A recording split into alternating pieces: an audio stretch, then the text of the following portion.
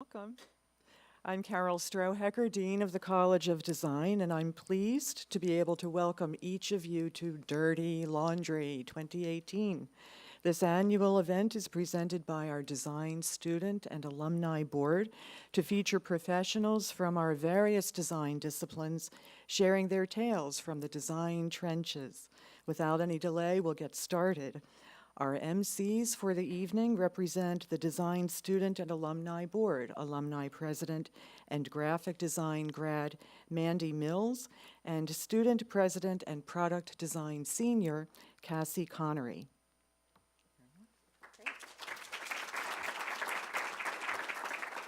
Thank you, Dean Strohecker.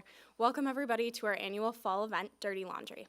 We're excited to have you all here tonight as we hear from our two dynamic speakers. As our dean said, my name is Cassie Connery and I'm the student board president this semester and a senior in the product design major. And my name is Mandy Mills, and I'm the alumni president for the Student and Alumni Board. Currently, I work as a production designer in the Brand Design Lab at Target. The Design Student and Alumni Board is made up of alumni and student representatives from each of the majors in the College of Design. The board's mission is to help students with their transition from college to career, and therefore we host events like this to help connect students to the professional community and to hear from design professionals who are working or involved in the design community. We host over 20 events per year, and thanks in part to our generous sponsors.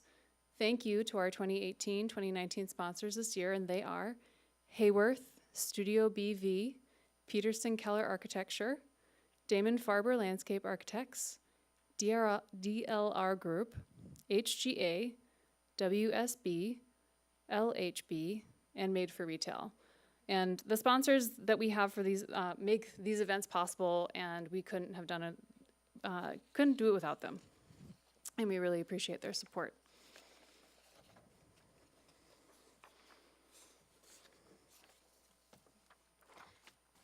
So tonight we'll hear two different presentations followed by Q&A at the end.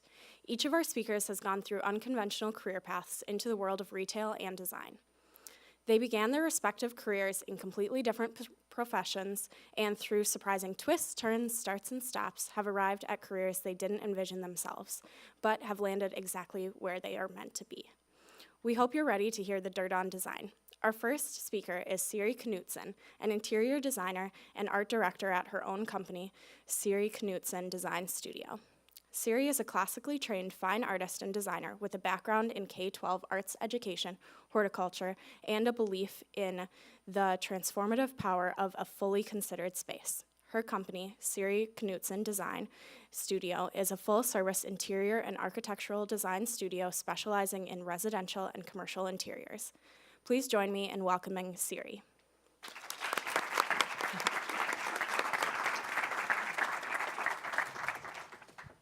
I just grabbed this. Hello. Thanks. Hi. Thank you so much for coming here and for having me. My name is Siri Knutson, and I am the owner of a design studio that focuses on. Wait, you want to see a slide, I bet. Okay. My design studio focuses on residential and commercial interior and architectural design. And I'm lucky to get to work with many of the wonderful architects and carpenters and furniture builders and other craftspeople in the Twin Cities. Everything that I do, all of the ideas I have, would be nothing without all of those people as collaborators. About 80% of my projects these days are residential. They're mostly remodels and additions to existing homes, though I've also worked on new home construction. 20% of my work is commercial, so right now I'm working on the remodel of the retail spaces at the Minneapolis Institute of Arts, a nonprofit sliding scale pediatric dental clinic in North Minneapolis, a brow threading and waxing studio in St. Paul, and a music recording and engineering studio in the Wyman building. So it sounds like a very, or at least to me lately, it sounds like a very tight, like, oh, that's a great business. Okay, she's got her head on straight. But I don't. So I have, this is a list of, it's like an edited list of the jobs that I have had before opening a design studio. I started I'm counting in high school, I did post-secondary at the University of Minnesota. I thought I would become a horticulturalist, and I was really interested in native wetlands restoration and prairie restoration and woodland wildflower restoration. So I got to do this amazing program called Mentor Connection, and I actually just got to work in the field for my junior and senior year of high school, and I also was employed there in the summers. And it was a dream job. But it wasn't everything for me. So I went to college. I figured actually that I wanted to stay in the art field. My dad is a classically trained, like, plein air oil painter, and my sisters and I were my sisters and I were like, we all did classical painting and drawing when we were very young, and it was boring, but it was just in me, and I did find kind of a peace in the practice of it. So I figured I would make a job out of that and become an art teacher. So I went to the University of Minnesota in Duluth for that program, to be a K-12 arts teacher, and with a minor, I think, in graphic design and photography. And right after I graduated, I felt like I needed some experience, and I didn't, at the time, want to stay in Minnesota, so I went to work with the National Museums of Kenya, and the United Nations had this program on the east coast of Kenya that was taking secondary education teachers, new teachers, to work on this program that was a post-secondary, it was called the Swahili Cultural Center, and it was learning business acumen and traditional Swahili crafts to try to help post-secondary students run a business doing that. And that was my first clue. I had no idea that I would actually ever be those students in a way. I mean, taking art and craft and making a business out of it. I had no idea at the time. Then I went, after my contract there was done, I went to Guangzhou, China, and taught secondary English. And then I came back and figured I probably had a good amount of teaching experience, and I went into the public schools in Boston. So I worked for the Boston Public Schools as a full-time substitute teacher, which is like, I was eaten alive. I was totally eaten alive doing that. And so I kind of hightailed it. I did that for 3 years, but to support my income, and on top of like getting on my bike in the morning and riding out to whatever school robo-called me at 5 a.m.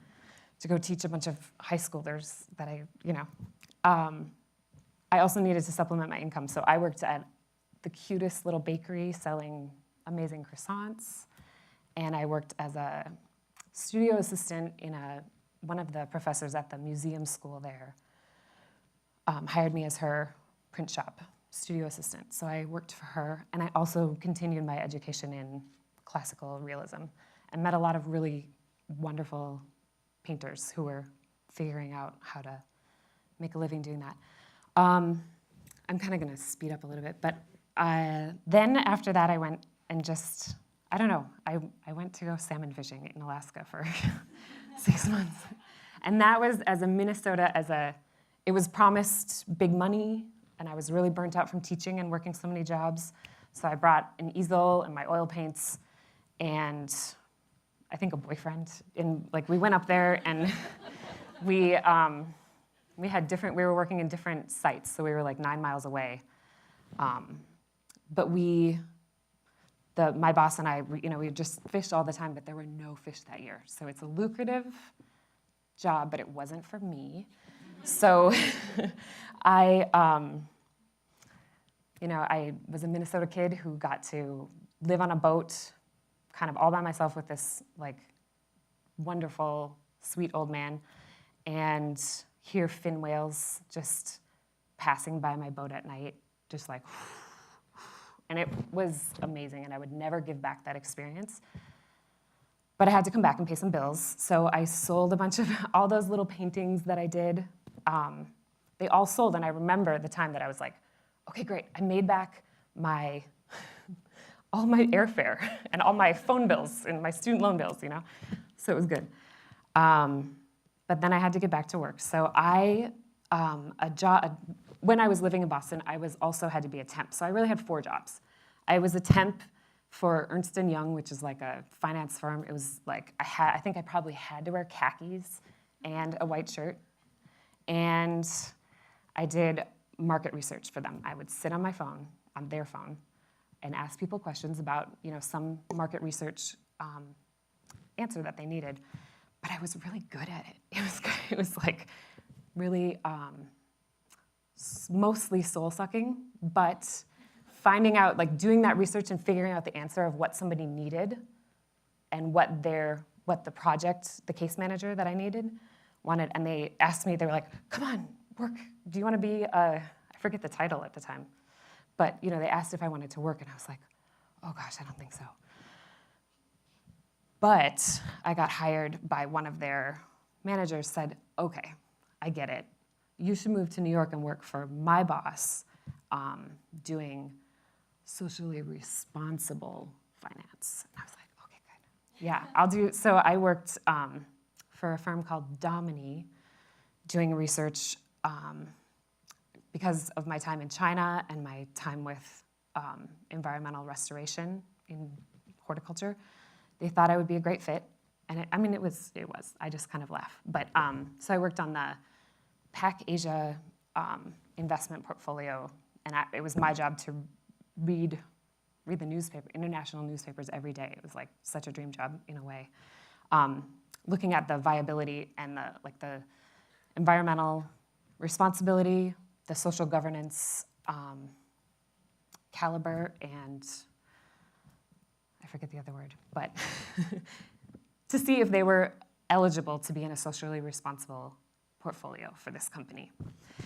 And I loved that job sometimes. I got to wear a pencil skirt, I got to live in Manhattan, and I was like, my sister and I and my cousin, we all got rent control in this nunnery in Chelsea after a while, and we badgered this landlord to just get us we each got a spot over the course of 3 years. So we kind of had a little enclave in this nunnery, all working our different jobs and feeling just great.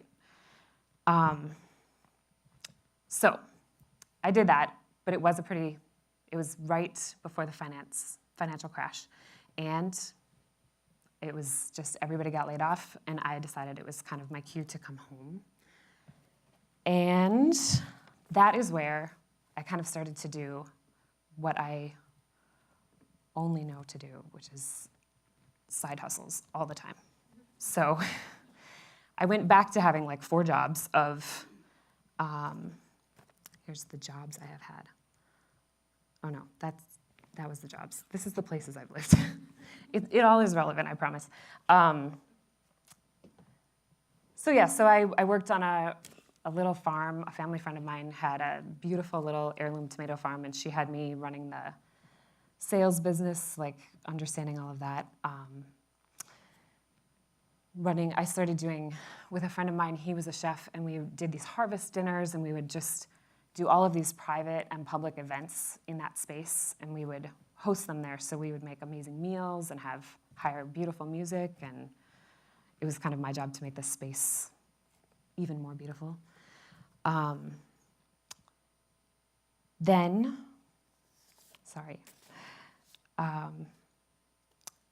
So I met the man who is now my husband, and I roped him in with me. He would do all the dishes for these events and schlep the farm produce up and help me style it all up. And meanwhile, this whole time in my life, I have lived in all these places, and I've had to set up a home for myself I think I just got a lot of practice setting up shop. And when I was back, friends would say, oh, help me, like we're redesigning our kitchen, help me do this. And oh, you know, we're gonna blow out our garage and it's gonna be, you know, a pizza oven and all this stuff. And I would be so thrilled to help people. And somewhere in there, in this working so many different jobs, again, I decided to have a crack at making money at the thing that I always keep gravitating towards. I have always needed a side hustle or 7 to keep myself satisfied. And my training in design is grounded in my formal education. But so when I decided, okay, I'm gonna take the leap and try to do this, I thought I would go back to grad school here. But I was already starting a family at the time, so it was just truly, in time and money, it wasn't a feasible choice for me at the time. So I just started doing it. And it was terrifying, but it felt really right. And I slowly began to peel off other streams of income to focus on the design studio. And as we were starting a family, and it kind of turned out that parenting was plenty of a side hustle for me. So it felt really right to be able to consolidate my streams of income and kind of compartmentalize things. So the thing that I do in my work that is very hard, but I think really important for all of us to do, is that there really, this is wooey, but there really is, I think, just this kind of, there's something that we all gravitate towards, and it's probably why you all are in design school. That's so smart. I wish I had figured that out. But you know, you gravitate towards something. And if you can sit with that, it might not be structured in our world right now, like the job or the place in society or, you know, whatever it is that you're gravitating towards. It is really scary, but I really, and it's not perfect, but if you kind of sit in with that, it's amazing how you can really make something out of it and people can trust you. And it's amazing to watch the people around you like support you in that and seriously give you a job. Like you can support a family on that. I know that, I never believed that. I spent 12 years saying that that couldn't happen. But then I think I just kind of got shoved into it. And it's really hard work to remind yourself that, and to remind myself that I have cultivated the skills for the task at hand, and that I know how to reach out to the experts for various projects and demands that I am well prepared to do the work. And I remind myself that it is the right place for me to focus my heart and mind because I love my job so much. I feel so thankful that I get to do this for work. So it's hard. I wake up in the middle of the night convinced that I'm gonna fail and sink my whole little family. But it's hard work to carve that path and then trust yourself to follow it. And I also question the field of design. I'm sure you all think about this and hopefully talk about it. But I question, it seems like such a place of privilege to be in the field of design. But I do value this work for the community and the world, and they're really important questions to be asking. You know, is this silly? Is this frivolous? But when I'm in a good place, I believe that space is transformative and that everyone really deserves to feel good in a space. So I think it's a great way to serve others with what talent you have. So when the world feels, you're not really asking for advice here, but when the news or your daily life feels like this is trite, what it's doing, design does make the world better, and it really, I have lived in places in the world that design is not valued, and this is, I really believe that it helps people and makes more joy in the world, which helps everybody do their best. I'm really rambling, so let's see. I didn't really know how to put this stuff on here, so I just kind of put a collection of images to just give you a vibe of the things that I do for work. This next one is a space that my sister and I set up together. That's like it's a modular event space in Chinatown in Manhattan. And so there different people rent it. And I learned how to do this working at this farm doing these events. But it's turned out to be a really lovely part of the design business to fill things out. So I still kind of have side hustles. But let's see. Okay. Where am I on time? Did I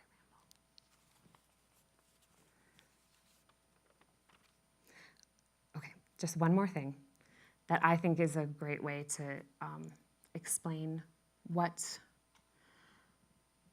how I arrive at things and how important it is for everybody to look at the world around you is just talking about the things that are inspiring at the time. I recently got to go to the morgue at Ellis Island, and this was the autopsy room, but it was just really stunning. It was like they closed in the 50s. This is the kitchen where they would serve all of these new immigrants. This just felt like a really relevant place to be these days. They would serve like 400 immigrants waiting to get beyond the hospital. This is the Contagious Diseases Hospital. There's this amazing shower in there. Yeah, so this is just some things that were there. Yeah, I think I will close there. Thank you. Thank you very much.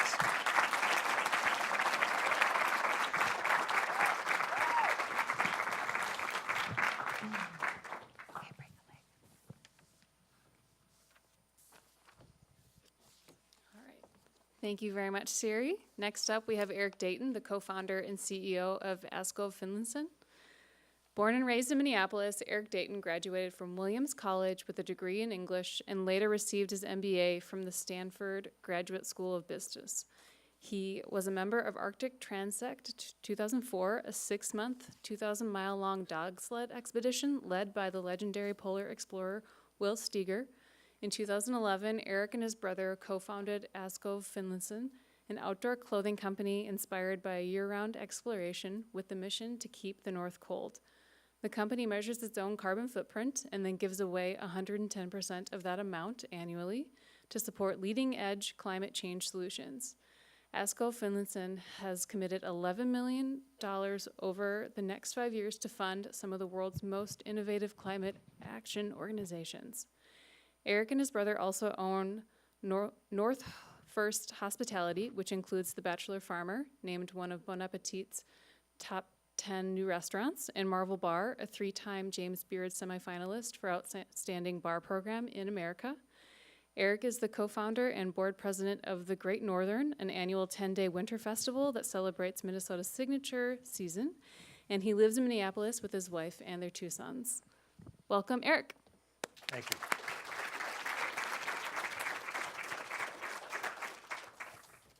Let's see, am I queued up here?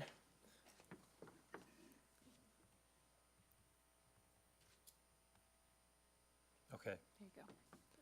Great. Thank you very much for having me this evening. This is an honor to be here talking to all of you. And I have to admit, I've never been asked to air my dirty laundry before. And something I think growing up maybe with a dad who's in public office and in the public eye, it sort of goes against all my instincts. We weren't really supposed to have dirty laundry. And if we did, we definitely didn't make it public. So maybe this will be like some sort of free therapy or something here. We'll see. But just a little bit of background. I'm going to talk mostly a little bit about what I do, but I think for the purpose of this, talk about really what led up to it, which I think is what you're interested in. But just a little bit of context. So here we are in Minneapolis. This is where I was born and raised. I'm a 5th-generation Minnesotan, and growing up here, as maybe many of you experienced, I thought this was a pretty great place to grow up. I got to play hockey. I went up to the Boundary Waters. I got to go to world-class museums and cultural institutions. I developed a real deep sense of pride in this place, and it became a really important part of my identity, being a Minnesotan. And then when I graduated from high school and went to the East Coast for college, for the first time, I was surrounded by people who weren't from where I was from. And so for the first time, I got to experience what they thought of my home state, Minnesota. And maybe this is a little too on the nose given tonight's weather, but this is basically what they pictured when I told them where I was from, sort of this like Arctic tundra wasteland. And I took that kind of personally, because I knew it wasn't true. I knew that we were a lot more than that. And what's worse, they kind of lumped Minnesota into this big nebulous blob in the middle of the country, which was maybe Midwest or upper Midwest, and it was just sort of like this catch-all region of the non-coastal United States. And what happens when you get lumped into a big blob is that it becomes easier to write off, and that's what they did. So we were flyover country, and they didn't know much about us, and they didn't really think there was a whole lot to know. And again, I took that personally, and that really stuck with me, and I think informs a lot of what I do today. So fast forward to where we are now. My brother and I have the Bachelor Farmer in the North Loop of Minneapolis. We actually just today announced our new executive chef, so it was an exciting day at the restaurant. We also have a coffee shop and a cafe located adjacent to the restaurant, a bar, I think you're all 21, so a bar down in the basement below the restaurant called Marvel Bar, which is a great place for a cocktail, and then Asco Finlayson, which is our outdoor apparel company. This is our flagship store located next door to the restaurant.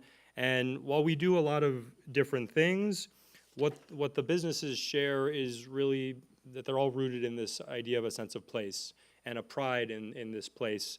And as we were thinking about how we tell the story of this place through the different things we do, whether it's hospitality or food or apparel, we were thinking about how we were telling that story, and I went back to my experience in college in the Midwest and the upper Midwest and flyover country, and we started to wonder if there was maybe a better way to tell that story. And we sort of saw there's the East and the South and the West, and is there maybe something missing, and could that be an opportunity? And so we had an idea. We didn't know if it was a good one, and so then in 2013, we tested the idea by making hats. And that was really our way of testing whether this idea of North resonated with anyone else. And it turns out that it did. And usually this is the part where I would then go on to talk about everything that's happened since, but instead I'm going to go talk about all the things that led up to what I'm doing now and the not so glamorous parts of the story, which I don't really talk about all that much, so this will be interesting. So my first job out of college was a professional dog sledder. I thought that was going to win the night, but I didn't know I was up against a commercial salmon fisherman. So now this is not quite as, I don't know. It's a tie. But my first experience out of college was as part of an expedition led by Will Steger, and he was for me a childhood hero, someone I grew up with as a friend of my dad's. And because I was doing, canoe trips in the Boundary Waters and thinking that was a big deal, when he would come to the house and roll out a map of Antarctica and show where he was going, it was like having Michael Jordan come over to, shoot hoops in the driveway or something. It was really incredible. And so when he offered me the opportunity to be part of this expedition he was planning, for me it was a no-brainer. It was really a dream come true. And so this sort of leads me to my first experience of really, I would say, of struggle, and that's going to be kind of, you'll see the theme of this talk. So the expedition, while a dream come true, was also the hardest thing I've ever done. It was, as I think was said, 6 months long. We traveled 2,000 miles across the Canadian Arctic by dog sled.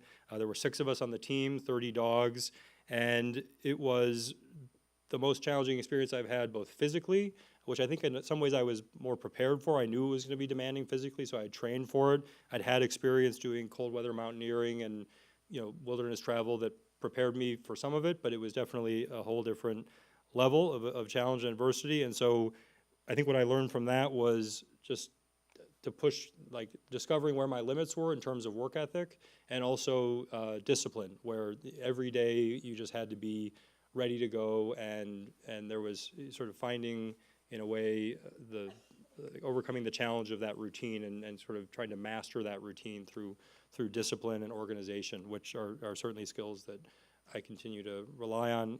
Also, I think what I wasn't prepared for was the psychological challenge of expedition travel, where you're in a very intense environment with a small team. There were 6 of us. I used to jokingly call it the real world Arctic Circle, because there were times when people weren't talking to each other, people didn't get along, there were fights, but you couldn't go anywhere. You couldn't quit. There was nowhere to go. And so having that experience of having to overcome those challenges and work through team dynamics was really valuable. Certainly, I think lends itself to the intensity of a startup environment. And also, I learned a lot about leadership. I'd never been in a leadership role before. I was the youngest person on the team. I wasn't the leader of the expedition, but I was able to observe others in leadership roles. And also, at times, I did need to step up and lead, so I learned a lot about myself from that experience. So after this expedition, the plan was I did some work with Will. We went to Washington, D.C., did some lobbying work around climate change, which is something I'll come back to, but that was a major focus of the expedition, was climate change awareness and the impact that it was having on the communities of Arctic Canada, the Inuit culture. But the plan was to do this lobbying work and then to move back to Minnesota, where at the time my dad was in the Senate, and I was going to work on his reelection campaign. And it was sort of like from one clear decision to the next. It was like, okay, now I'm gonna go into politics and work for my dad and support him. But also, I thought that would be, I would learn from that experience. And so, since this is kind of like the derailed theme here, sort of the moment where that career trajectory was derailed was when my dad decided not to run for reelection. And at the time, it was a much bigger deal for him. It looked like it was going to be the end of his political career, but for me, it also meant kind of a where the sidewalk ends moment. And I never really had to think about what I really wanted to do. I'd gone from high school to college, and then I had this opportunity with Will, and then this obvious next thing with the campaign. And when the rug was pulled out from under me, it really forced me to think of like, what do I really want to do? There's lots of different options. But what feels right to me, not what's sort of the next obvious thing, because there was no obvious thing. And that's when I actually realized that I was interested in business, and neither my parents were in business. I wasn't. There was no talk of business around the table growing up, and so business was kind of not something I expected to go into, and not something I think that was expected of me, even maybe that was slightly discouraged. And so, but I realized that's where I really was drawn and was interested, if I really sort of listened to my gut. So I didn't know anything about business. I'd been an English major in college. I didn't have a business background, so I wanted to learn about business. And so I made what might seem like an obvious choice, but to me it actually was a very not obvious choice. I went and worked for Target. And my family was the founding family of Target, so it might seem like that would be the natural place to go. I'd never thought that I would work for Target. In fact, I probably thought I would work anywhere but Target. But to me, it was a company that I admired. It was a chance to learn from people who were doing what they did at the very highest level. And I wanted to be in Minneapolis, and I wanted to work for a leading company. And so I applied to Target, but I was so worried about the appearance that I was trying to pull strings to get a job there that I applied through the website as anonymously as possible. And I made it through like 2 rounds of interviews before I think my cover was blown. But I just got a job as a business analyst at Target, just an entry-level job there. And this was a very different experience from the expedition, but it was a struggle in its own way, and for a couple of reasons. First reason is I was really, really bad at my job. And the reason is that I wasn't well suited for the role. It was an analyst job that was all about quantitative kind of numbers and analysis. I was an English major. I'd never even opened Excel until my first day at Target. So I was way out of my comfort zone on the numbers. And so I really struggled. It was really hard, and I was bad at my job for a while. And then I forced myself to become more familiar with the tools and with numbers. And I never got to the point where I felt like I was good, but I got to the point where I felt like I could at least hold my own. And one of the things that I learned from that was that it was okay not to be good at numbers. I was never going to be a great analyst, but there were other people at the company who were really, really good at this. This is what they excelled at, and that was okay that I could be good at different things, and that they could be good at this. And you don't have to be good at everything, I guess is what I learned. You find what you're good at, find what you're not good at, know that about yourself, and then you can always find someone with a complementary skill set.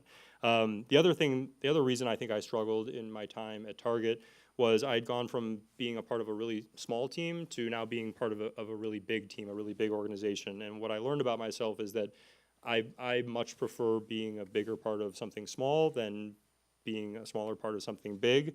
And I don't think I would have known that about myself had I not gone to work for a big company. I don't think I would have pursued entrepreneurship had I not had the experience of working at a Fortune 500 company and realizing that that wasn't right for me.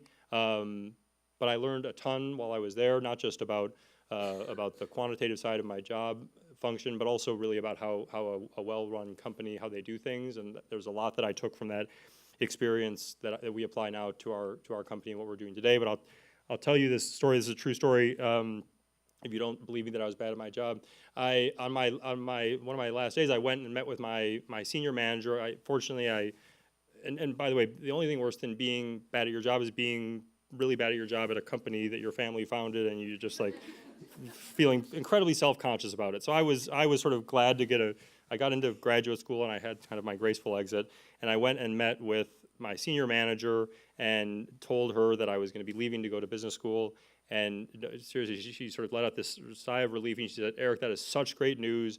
I was going to have to put you on performance review, which would have been really awkward for you and me. So get out of here. Go do something else." So that was my not very extraordinary career at Target. But I did learn a lot.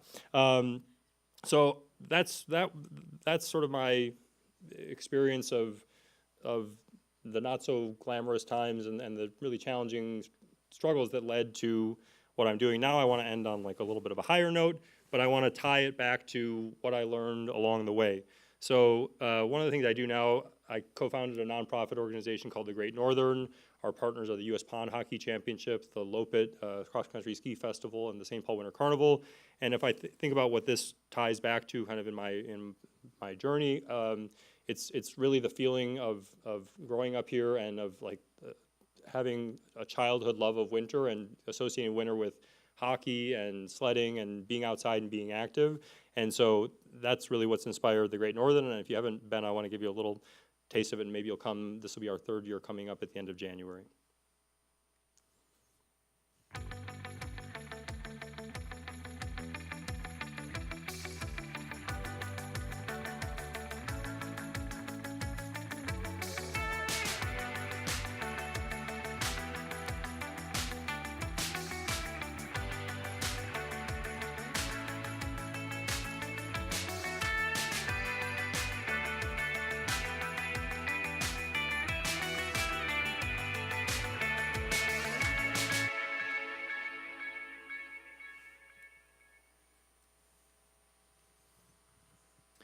And so that's sort of aside from what I do professionally, but it's something I'm really passionate about, and it definitely ties into this same spirit of celebrating this place and telling our story.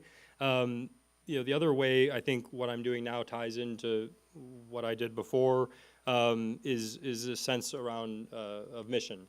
And the issue of climate change was something that I was first exposed to through Will Steger, who's been a really tireless advocate for this topic since his expedition career has wound down. This is really his main focus, is sharing his firsthand witness account of climate change, and I was exposed to it through him, and also through the stories of the Inuit that we met along the way. And so that's really now central to our mission as a company. And I'd also say that the idea of having a mission as a company, which is something I really believe in, is something I learned at Target, and that's something that's been embedded in that company, giving back 5% to the community. So when we started our company, we wanted to make sure that was part of what we did as well. So I just want to show you briefly what that looks like.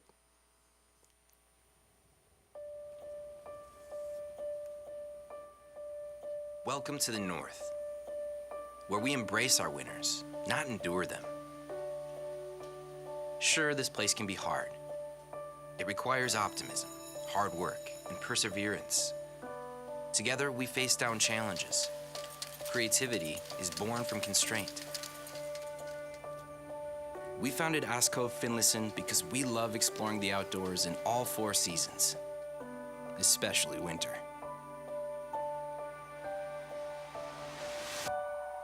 But what's the North without the cold? Climate change threatens our winters, and with them, our best traditions. To celebrate the North, we must protect it. So we're making a big bet. To combat climate change, we're going to give 110%, literally. We'll measure the climate cost of our business and then give away more, 110% every year. To support innovation, to keep the North cold, relentless pursuit of solutions to the climate crisis. This is our biggest adventure yet. Join us.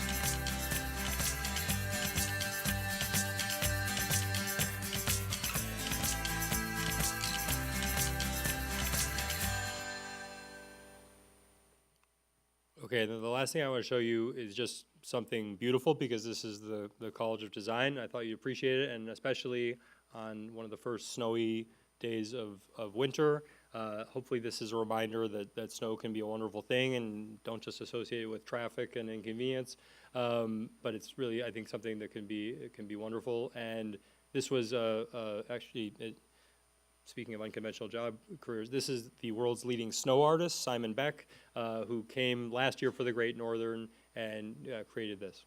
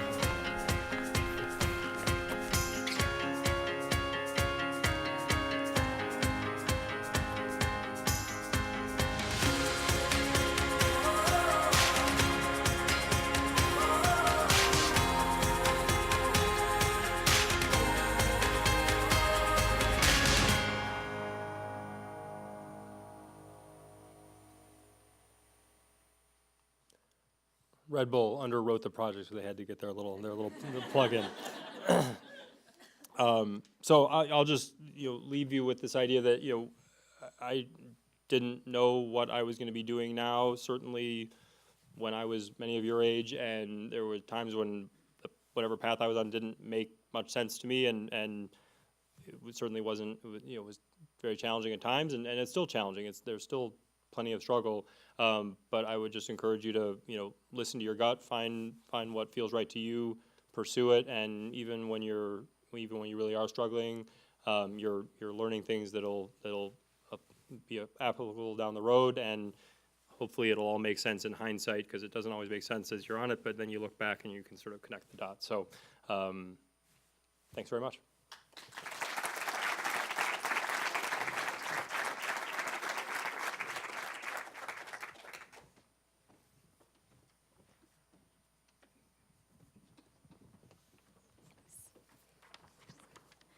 Okay.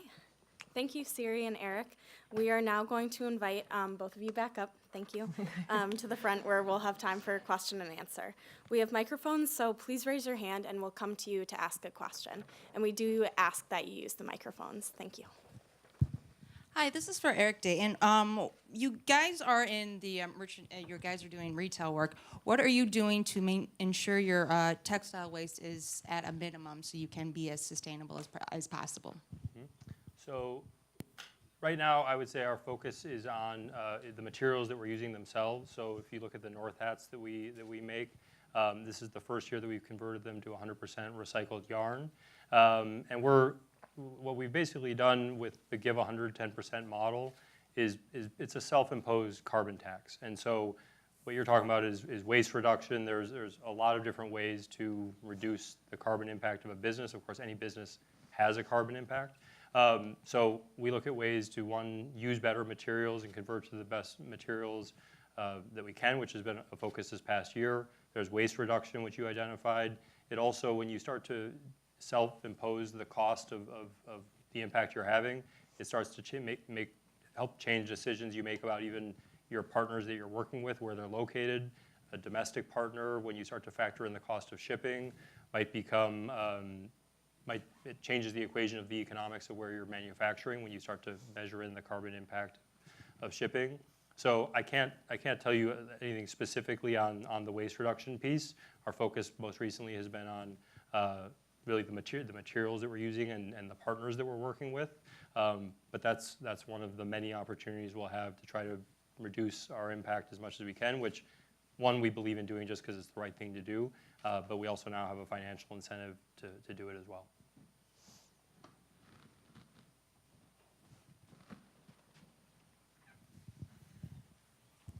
Eric and Siri, great stories. Knowing where you are now and knowing what you've become, both of you, what would you do differently? Knowing what you are now, in looking back in your past, what would you have done differently looking back? Yeah. The funny thing is, I don't know that I would do anything differently. I mean, there are dark nights when I say, why didn't I trust myself and earlier? But earlier, I didn't know that interior design. I thought I would have to wear leopard print, and I mean, I am wearing black boots, but that's what I thought you had to do, and that it had to be a sales job more. But because of the different experiences that I've had, I feel like those all not only did I learn from them and harness confidence in different skill sets and also be able to identify where I'm also not an analyst, those things, but also just that you can take all of these pieces where you're more confident because you have these experiences to a project. So maybe I would have done it quicker. Maybe I kind of wish I would have done it quicker. It's okay. Yeah, I think kind of same answer. I don't know that, I think each step was an important step in the process, and yeah, it's less about sort of what would I do differently than, how do you learn from missteps to inform what you do next. So.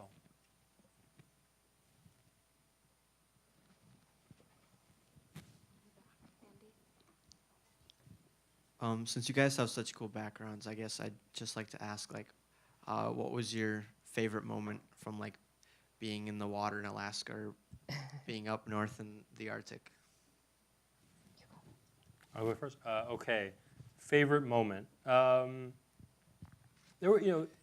were some pretty. I remember. I'll just pick one. So that picture that I showed that was during lunch break, which was actually the worst part of the day, because it's when you weren't moving, so you were getting really cold. But that was the beginning of the trip when it was December, really short days. And then by the end of the trip, we were traveling in 24-hour sun. And so you actually switched, it started to have the opposite problem. It got too warm during the day, so you would travel at night. And so lunch break at the end of the trip became the best part of the day, because it was actually it was 2 a.m. and the sun never set, but the sun was really low. And so you would just sort of be sitting there at 2 a.m. having lunch, in this surreal sun hovering above the horizon moment, and that was great. I wish I had known about that when I was having that earlier lunch. I would have had that to look forward to. But anyway, so that stands out. For me, specifically in Alaska, it was just, I had been lucky enough to travel a lot with my family when I was younger, but that was I don't know if I hope my kids ever do that, because, but going on a ferry and hitchhiking across the peninsula and then getting to a job where luckily it was a really, I think I put on 3 sweaters getting off the ferry because I was going to meet this guy who was going to be my boss, who I was going to live with for 6 months. And I had a family friend who knew him, but I was bulking up. And it got there, and he was 4'11", sparkliest eyes ever, just this little Buddhist, wonderful man who had grown up there. And he has always been the most gracious and generous employer that I've ever had. So that and whales and all the sea life. That was my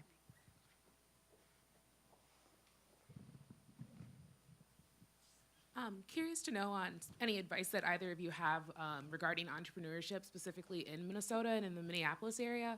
I think it's interesting that you have the product side and then you kind of have the service side, and also a little bit of crossover there. So I'd be curious of advice for this area in particular. Yeah. So advice in how to kind of break into the product and service crossover? Well, for you specifically, I'd say breaking into the idea of consulting or providing interior design services. So, things like even your clientele, like if you're working with Mia, I mean, how do you, like, advice on sort of getting into that and sustaining work and keeping gosh. yourself busy? It is like my constant largest source of anxiety ever. I'm like, but it has always happened. I think, I really think, like, it's really hard to go into, so I consider myself a freelancer, so it's really hard to go into freelance work hungry, because I think it shows with your client. They can see that you need it, that that's first, or I assume. So I think that's why I've always kept another job on the side. Because, I mean, that really is how I had the ability to break in. And I just slowly took work as it came to me, and so I also sell artwork at local retail stores and for West Elm. That's another side hustle I have. So West Elm that's a part of my income. And then I do this rental space with my sister. So in all honesty, like dirty laundry, I'm not wired to just jump in and say, hire me, sure. I have to have a lot of other things going on. But slowly, it has really become clear that that's my main source of income. Is that answering your question?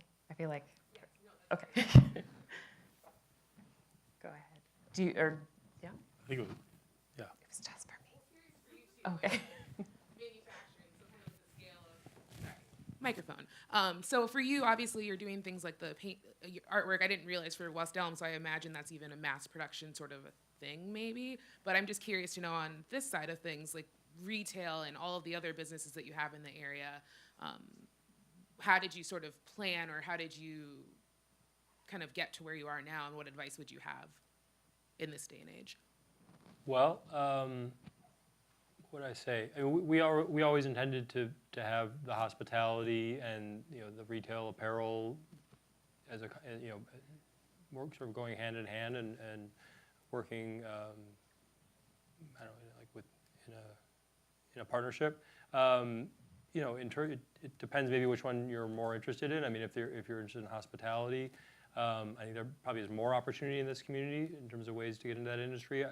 There's not as big an apparel industry here, which is something that is both to us an opportunity, but it's also a challenge. It can be a challenge with hiring.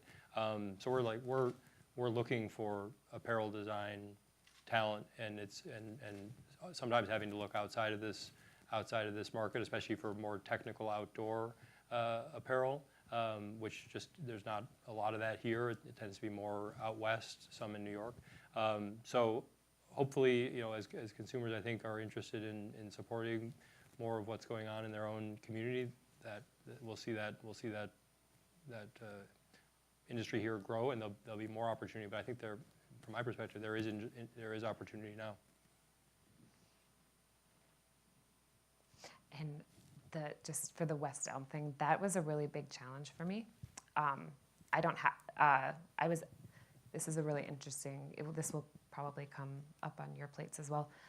So I was selling artwork for a very, just a little shops, I started having my husband and I know people who are waiters at Pizza Biga, which is like a little pizza joint on Chicago and 48th.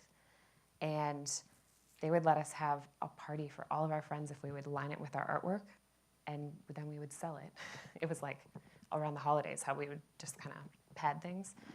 And that's how I started selling artwork in the last decade, I guess.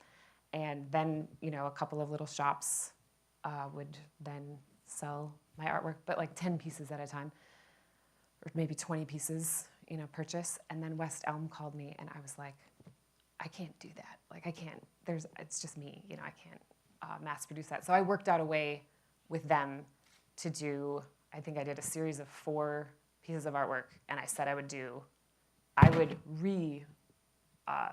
original, with my hands, produce it, each one 31 times, and that was all. And I drew them all up in my studio, and I had them, but I didn't actually produce them, just so that if I would get the order, I had a whole system, and then I would ship it out. If that's helpful. It wasn't like it's not a mass, super mass produced thing.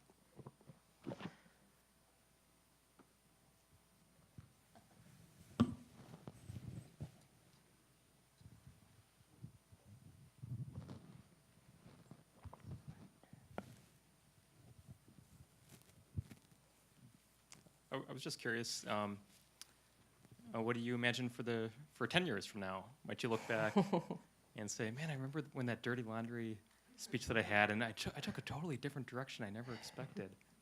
And I think another way to ask the question, too, my mother-in-law always asked me, tell me your hopes and dreams. What do you imagine for the future, either personally and or for your businesses?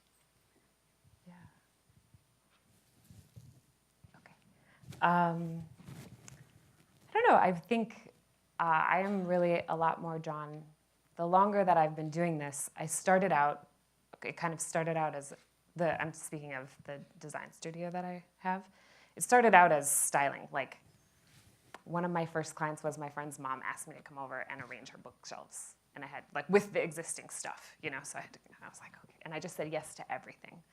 But and then, and helping people choose furniture and stuff, that was a thing that I started doing, and it has naturally happened that I learned that is not something that I like doing.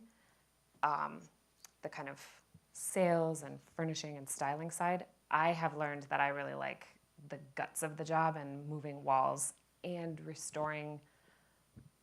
I live in St. Paul, so all of these big old houses, like in Dayton's Bluff and all over kind of in the Summit area, and then also in Minneapolis, and lots of like the small craftsmen's.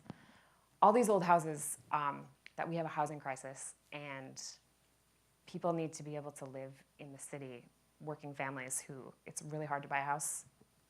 So I am actually really interested in kind of remodeling projects. I work with a really great architect who I hope I get to work with for the next 10 years, or other architects too. Kind of honoring the architectural integrity of all of these homes that we have in these cities, in these two cities, but keeping the flow for modern living. So that's what I hope to do, I think. More architectural, less furnishing. Yeah, I mean, I guess I would just say we have goals for the growth of our company and what our plan is there, but I think broader than that, if I think about sort of the idea of, in a way behind it, is this idea of telling our story. I mean, I would hope that we're able to change the national and even international perception of this part of the country. I sort of jokingly, when people say, what is success for the North, I use like the CNN weather person test, where like if they're giving the forecast, it's just like they just refer to the North, and it's not like in quotes. It just becomes part of the vocabulary. But I think behind that is the idea of really telling our story and making sure that when my kids or your kids are going to college, like, and they say where they're from, their roommates know about this place and have maybe been here and know what we have to offer, and that it's not that flyover country scenario, which comes from a little bit of a place of like ego. We all want to be proud of the place we're from and not have other people knock it. But I also think there's a bigger talent attraction purpose behind making sure our story is told. We've got to make this a place that people want to be, and that so that's kind of the long game.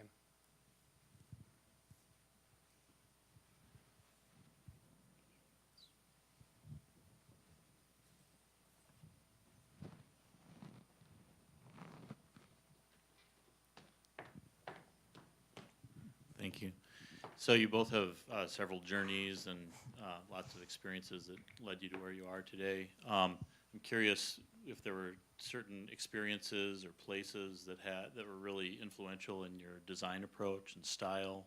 Siri, I guess I'm curious, based on everywhere you've been, it looks like there's, I don't want to put you in a box, that, very, very light, minimalist, your space creation and your piece creation, if that's been influenced, positively or negatively based on those experiences. You mentioned some places appreciate design.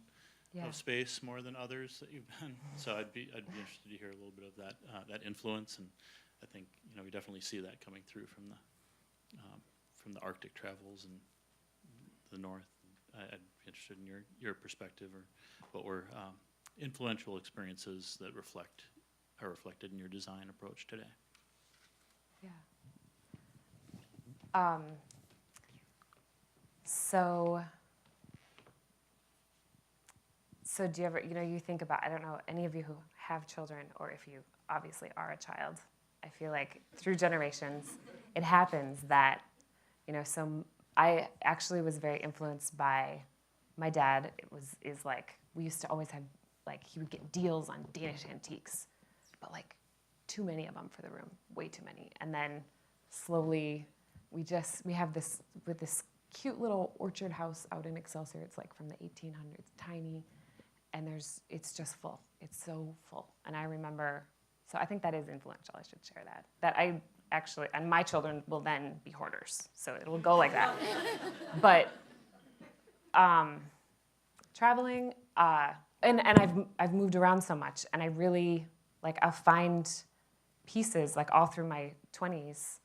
I would find things, like at thrift stores or just wherever, and I actually would hold on to them. Like, they were just really special to me, and I would hold on to them. But, I really was one of those people that, like, had to fit it in. I didn't even own a car. I had a bike. So, I had to fit it in whatever I don't know what. So I have naturally cultivated a minimalist thing. And I like that control of the quiet, of not having, I think that having a lot of stuff is spending a lot of time. Like, you end up, it takes up your time. So there's that. But when I was 15, I got to spend a month in Norway. I have a lot of family still that we're connected to in Norway, and so I've gotten to go all over. Like, we have family who are sheep farmers up in the mountains, and people who live in Oslo and in Bergen and fishing villages. So that, and then my dad was obsessed with Carl Larsen, and then I became obsessed with Karin Larsen. She's a textile designer, his wife. So that was there.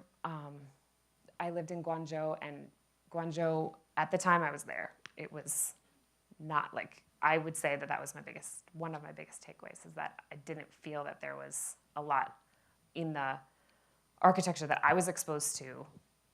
There was not a lot of attention to aesthetics in that, and I was exposed to I worked 6 days a week, so I wasn't exposed to that much, so I could be wrong. But yeah, and all of the travels, I think, anyway, have influenced me. I think for me, travel as well. I lived abroad in college. I lived in Paris for a year, and that was kind of eye-opening. It was the first big city I'd ever lived in, and was, for hospitality, was hugely influential. Kind of the next, I think the level of dining here has increased a lot since then, but at the time that was a big step up in terms of the type of hospitality and food that I'd been exposed to, and other travels as well. But I also think I find time in nature to be really important, both for inspiration, but also just to sort of clear out the space to be creative. And that's something I realized recently, was that my wife and I have been living in downtown Minneapolis, and not that that's in downtown Manhattan or anything, but I realized I wasn't spending as much time in nature as I used to, and that I was missing something from that. And so we've been pretty intentional about being more in nature, just part of our daily lives. And that, for me, kind of the mix of time in a city, whether it's our city or other places, but then also time in nature, that's kind of the sweet spot for me. I've got a question here. Hi, how are you two? Hi. So I wonder if other students are experiencing this as well, but deciding whether or not to stay in Minneapolis after graduation, and thinking about the design culture, and it's a really supportive culture from what I see, but I'm just curious about the future of it and the sustainability of design jobs here, and why we should stay here and help, or if we should, go somewhere else. Like, everyone goes to New York City, but I'm curious about Minneapolis and your thoughts on it. I want to ask all these questions back at all of you. This is so good. You go ahead. I'll take that one. You know, here's why I chose to be in Minneapolis. I view Minneapolis as a city that I'm a city person. I feed off the energy of cities. So to me, Minneapolis is a big enough city to give me what I want from like living in a city. You know, eating and drinking, art, culture. I mean, like the things that to me are important in a big city. But it's also small enough that I feel like there's the opportunity to have an impact here. And if I look at a city like New York, whatever I have to offer, I couldn't make an impact in New York. I don't feel like it would really move the needle there. And so to me, this feels like a place where there's still the opportunity to really like leave a mark and actually move the city forward. And I think we need our homegrown talent, we need outside talent as well, but we need that talent here to move this city forward. I think it's really important, especially on the design front. I think there's a lot of opportunity here. And I think there's a bigger opportunity for a young person or any person to put a stamp on this place than in a city that probably has more, more design talent than it knows what to do with. And I think we have a lot here, but we need to keep what we have. So that's what inspires me to be here, is the feeling that it's a real city, but it's also a city where you can help shape the course of it. Yeah. I change my answer for that all the time. When I was less grounded in what I was doing and still... Okay, wait. Do you know with the design, when you think of the creative process, right? There's the sexy brainstorming, soaking it up and being a sponge, and then there's sitting down and editing, and then there's kind of organizing and planning, and then editing, and then getting to work, and then presenting. So I'm glossing over that, but if we're going to say that that's what it is, I do think it's important to have so I look actually at my life as, I actually had those phases. I didn't know it, but I was having those phases throughout my life so far, and I'm obviously not dead yet, so it's still happening. But I do think that brainstorming and spongy, sexy phase is that's what people, first of all, think when they say, oh, you're in the creative field, that's so great. You're like, yeah, you think that's what I do. I'm actually just a really good editor. That's what, somebody in a creative field is probably a really good editor. That's there. And if you're making money at it, if you're supporting yourself, you're also really good at talking yourself down from a lot of worry and also getting through stuff. So I think right now that spongy brainstorm phase, I don't know, I think it is really good to go away for the purposes of looking at how just for fresh ideas, and maybe what it is just getting more connected with what your talent really is if you get out of what is normalized to you, and then come back and edit. And because the reason I say come back is actually because I think this is a really special place to be. It's really supportive. It is not so supportive everywhere, and it's not as collaborative. And also, I know for me, it's different in a lot of different design fields and retail, all of this stuff, but I know that I would not be able to do this for a career if I didn't live here. And my husband knew that way before. He was like, we are gonna live in St. Paul. And I was like, oh. And I love St. Paul. I am so happy. He knew that he needed that, and I'm really lucky that he anchored me in that idea. Because I really wouldn't have this job without the people that are around here, that I knew kind of before. Does that answer your question, Carolyn? Okay. I have a question for Eric. To me, a hallmark of your store and your restaurants are that you have really great staff working there, really high quality staff. Thank you. And you described that you were almost fired by Target and that you received silent treatment on a dog sled. is there a connection there? Have I you was a learned little something? I was a little better on the dog sled trip than, but, you know. Have you learned anything working with people? Is there a connection there that you have learned about interpersonal skills and working together in your story that's led to the strength of your staff? Yeah, I mean, I don't, you know, if I think about my, you know, using the experience at Target, like that was just not the right role. And that's, I think, probably more ultimately up to the employee to figure out what they're passionate about and what, you know, I don't, maybe there's a way the employer can help steer them, but I can tell you how we think about hiring, which is I would say we devalue and underemphasize experience. We don't look on, you know, if we're hiring someone for the restaurant to be a server, let's say, we don't necessarily look for like, oh, they've served at all these other places and have all these years of server experience. We just look for really great people. And we know that we can teach someone how to be a server. In fact, there's sometimes an advantage to not having someone that's worked a lot of other places and then brings all those bad habits, because we probably do things differently than what they're used to. And so rather than unteaching all of what they learned in other places, we're sort of starting with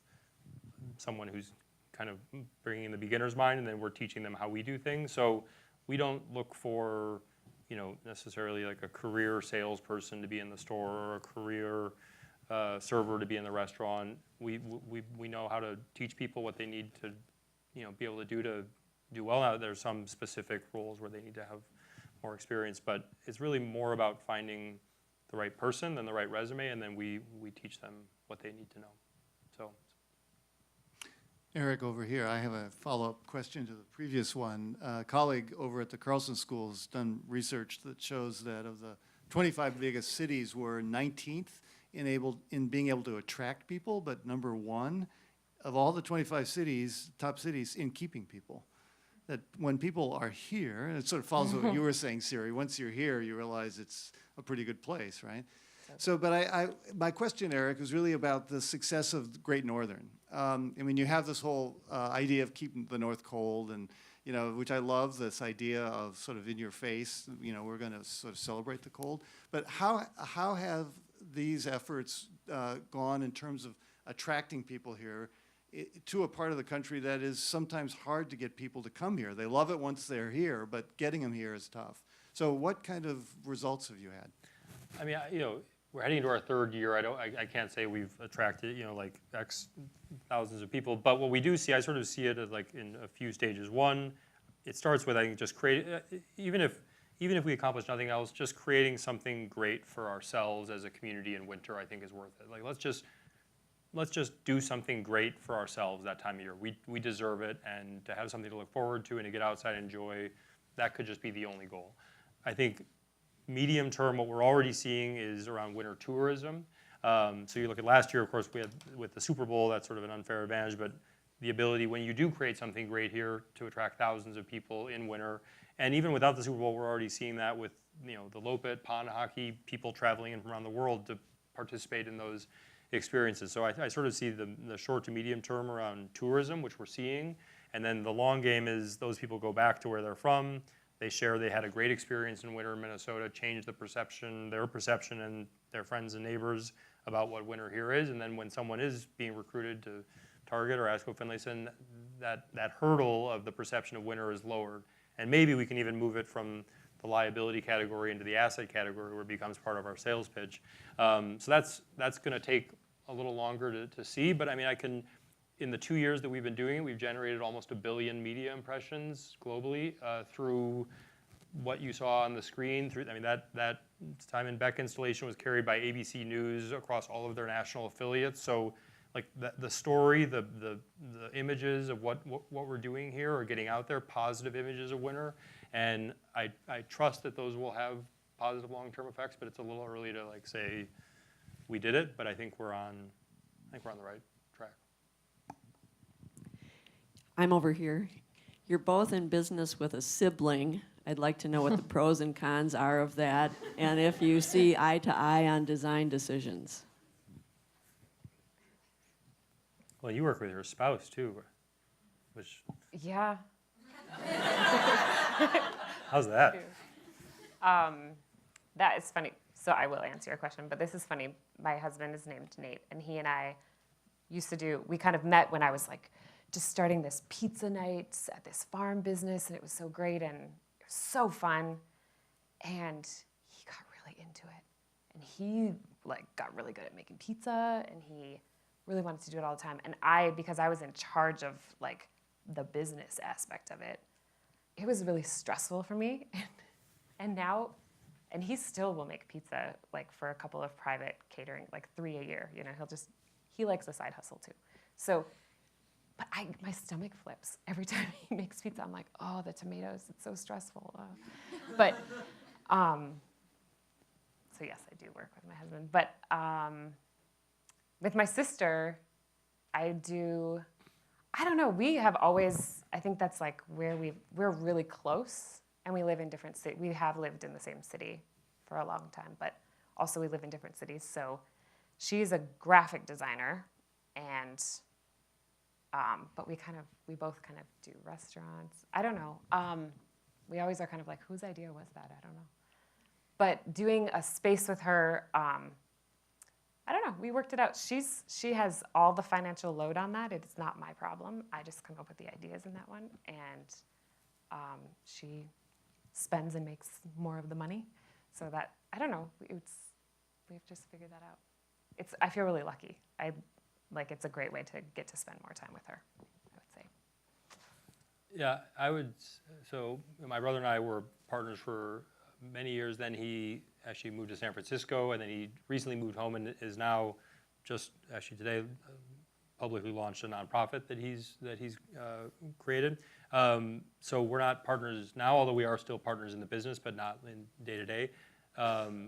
But that's not because we weren't successful working together. What I would say is the way I looked at working with my brother is we had like 35 years of experience of arguing and getting over it. Like it's almost like the expedition. Like there's nowhere to go. You can't like quit really. I mean, we're going to still be brothers, and you're not going to like not be brothers anymore. So it's sort of like in a way like that. Like we're kind of trapped in this, and there's nowhere to go. So we're going to work through it and figure it out and keep going. And I mean, it's not that we agreed on every decision. I think luckily we had enough overlap in what we wanted to do that it worked well together. But yeah, it can be challenging. But in a way, there's something about like knowing that okay, we've disagreed about things before, and you move on. It's not that big a deal.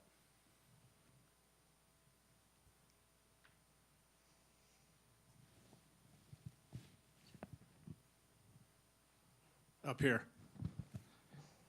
Yes. So other than your obviously esteemed family, Eric and Siri, your sister, and the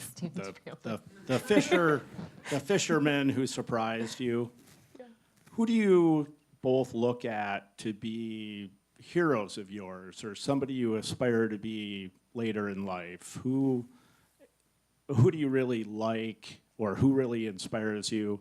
And then second of all, do you guys work with any mentors? Did I go first last time? Okay, I'll go. I would say in my career, in a way, I mean, I look up to my dad. I also looked up to his dad, my grandfather, especially in business, and he was a big influence on me before he passed away. Will Steger has been hugely influential and is still a really close friend, and I would consider a mentor.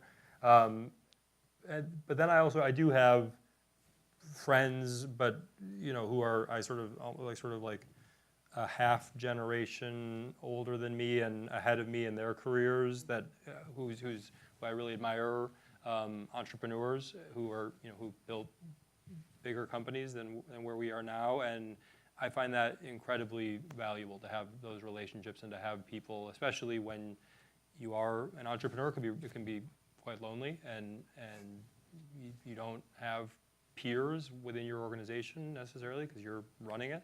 And so to find peers outside of the company, and especially ones maybe that have whatever you're dealing with and going through, who've been through that and can maybe help you avoid some of mistakes they made, and to be able to learn from that is very valuable. And there is, I think, more of a sense of community of entrepreneurs here, certainly than there was 10 years ago. I mean, when I worked at Target, I didn't know anyone that was an entrepreneur when I was 26 working at Target, and none of my friends worked at startups. They all worked at other big companies. So there was, almost wouldn't have occurred to me to be an entrepreneur in my 20s, because like that just wasn't something you did here. I think that's starting to change, and so if I look around now, I see a lot more peers and a sense of like a community of entrepreneurs than I think existed not that long ago.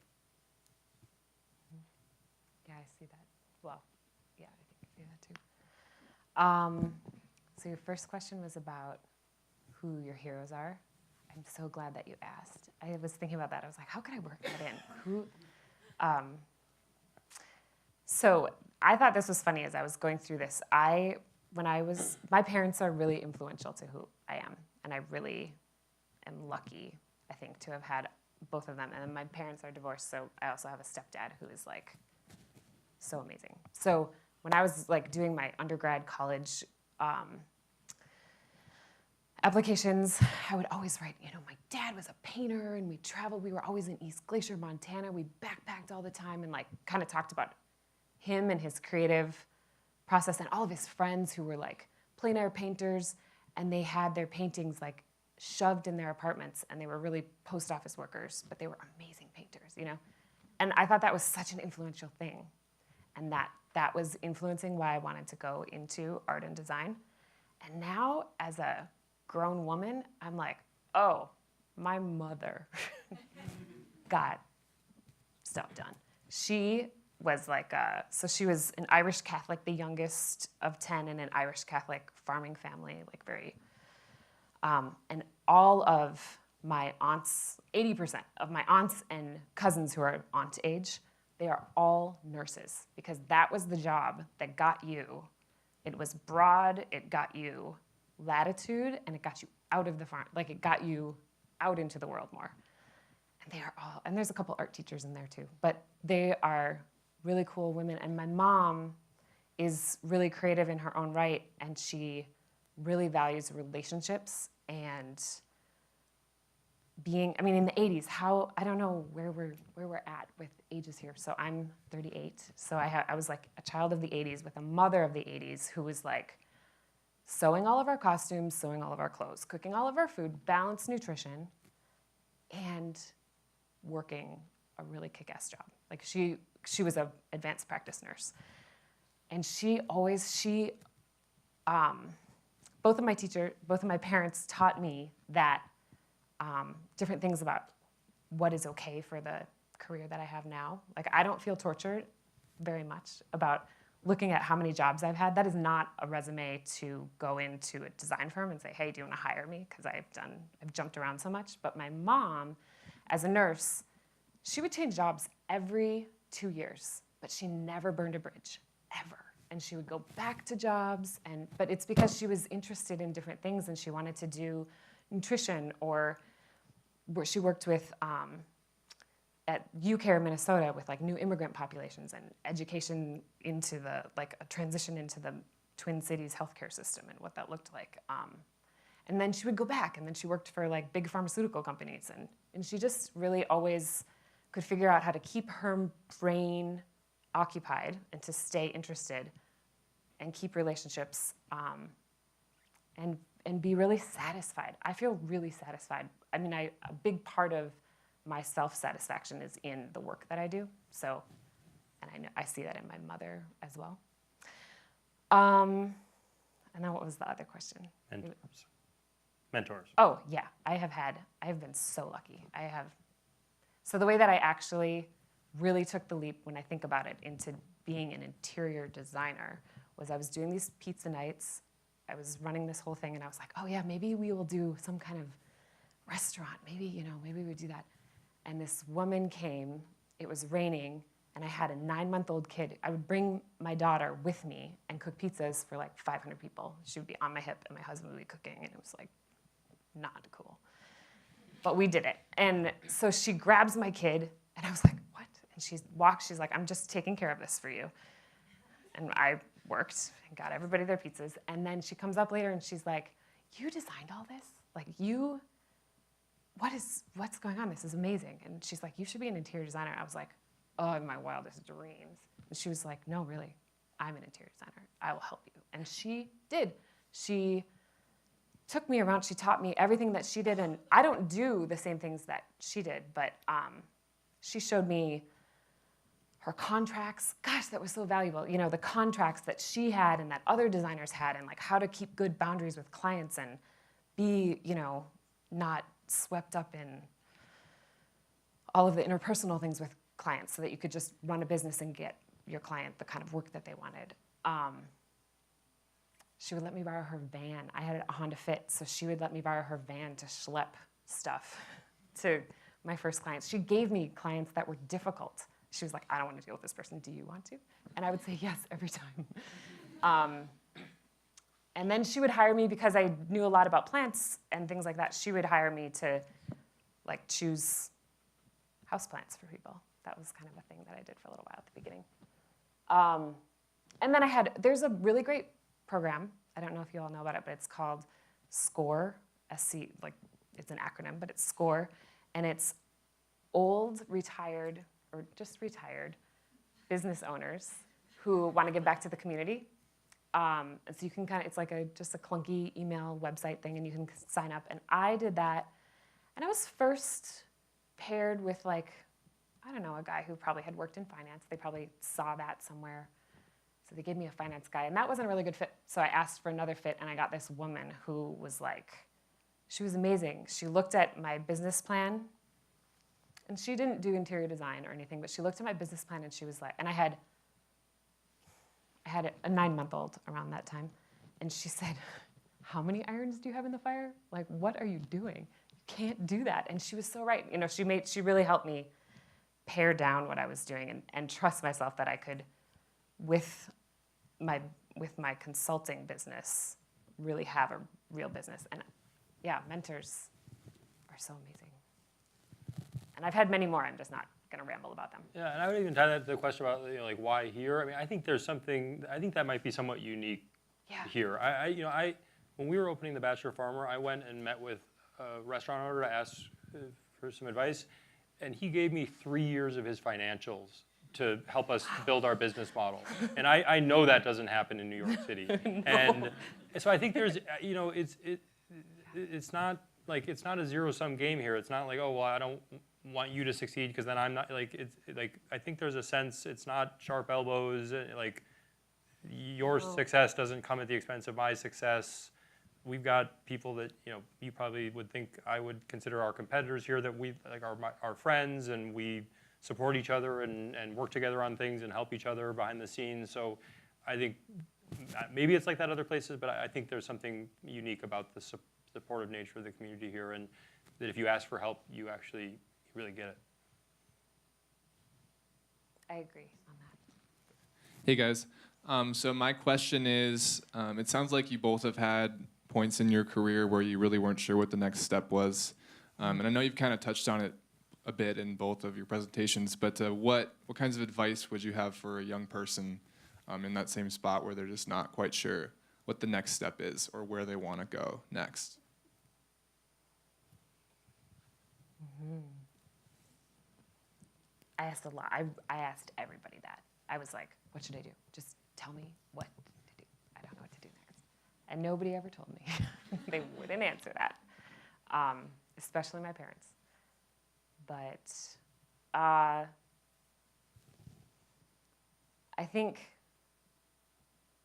I've like done a lot of things, but I've always been working doing it. I think I took my, I think I took my first like just vacation where I traveled somewhere and I just didn't really do I wasn't working there for the first time. And I think working somewhere when you have a lot of energy and you're restless, and if you really want to learn something, getting up to be a part of a community and like at least the work community, even if you're not getting really into the bigger community as much as you would hope, I think there's something really important to that,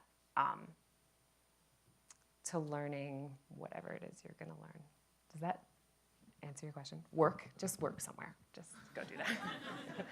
Don't go on a wooey vision quest or something. I don't know. You could do that too. Yeah, I think there is something just about doing something, and then you never know where that will lead, and just not being like sort of paralysis by analysis. But I do, I did hear one person describe it as, if you think like, what would you do if you know, you didn't have to get paid, you don't have to worry about the income. Like, what would you just do if you know, the money was no object? And then, what are you the LeBron James of? Like, what is your skill that you're best at, better than anyone else? And if you can try to find some area of overlap there, where this is like where my passion and my talent overlaps. But I think it is a hard thing, and you know, I wouldn't say go on like a vision quest, but you know, to actually like really sit with that question of like, what do you really want to do? Because I think it's easy for that kind of internal signal to get buried under like external pressures of what, you know, coming from all different places, and especially it feels like there's only more external noise, you know, with technology and all these things. So if you could try to clear that away and sort of find that you know, gut feeling, and then follow that. Or go to your career coach. Go to your career Plug coach. for the career coach down in the front here. Yeah. No, I definitely think there's a lot of noise like that. I mean, when you ask that question, I don't know where you're at, but I mean, I spent years doing really fun things, but being so burdened by that. I mean, it's real, and it's good work to get through that, whatever. But you will get through it. That's what people would tell me. You'll Okay. find it. So I think we're almost out of time, but real quick, I want to go back to your question at the beginning, because my answer was crappy, and it's been driving me crazy ever since. So the reason I had a hard time answering that question, it was specific, and I thought we were going to warm up a little first before we got to the really specific questions. But so we don't do a lot of manufacturing ourselves at ASCO Finlayson. We contract with, you know, with partners. So, but I'll give you an example of what one of our partners that we work with is doing to reduce waste, because that's really more where that type of strategy implemented. So we work with a local manufacturing partner here in the Twin Cities. They do like leather goods and like bags, and they were making leather good contract manufacturing for their clients, and then they had all of this like scrap leather that they were then paying to have hauled away, the scraps. And someone at the factory came to the owner and said, "Hey, I have an idea for what we can do with these scraps." They started making like small leather goods, and then set up a business selling those on Etsy. And so now the scraps that they were paying to have hauled away, that's now a revenue stream for them. So in addition to being more sustainable, it's also financially advantageous to them. And so we're starting to hear more stories like that from our manufacturing partners, and I would encourage you and all of you to keep asking those questions, because the more you ask them of companies, the more then they'll ask those questions of their partners. And this partner, the owner of this factory, was saying that this is now a story that he tells all of the clients they work with, and so it's sort of, you know, enlightened self-interest, I guess. But it's important that you ask those questions, and you know, whether it's of a apparel company, of a restaurant. I mean, I can give you examples of what the Batcher Farmer does with whole animal butchery to basically have no waste with those animals. But you know, just because we're not doing the manufacturing ourselves as a company doesn't mean that we don't then ask what our partners are doing. And if we know that customers are asking those questions, then those questions gets passed along, and that has a real impact. So thanks for your question. Sorry, my answer wasn't better the first time. So. All right, thank you, everyone. Thank you for all those questions, and to our speakers. On behalf of the College of Design and the Student and Alumni Board, we want to say thank you again to our sponsors for making this possible. We could not do this without them. And we also want to invite you to save the date for Design in 7, which is on Tuesday, April 16th at Kaufman Union, where we will feature all of our disciplines. Thank you again for coming. Please stick around if you have additional questions for our speakers, and we hope to see you in April. Thank you.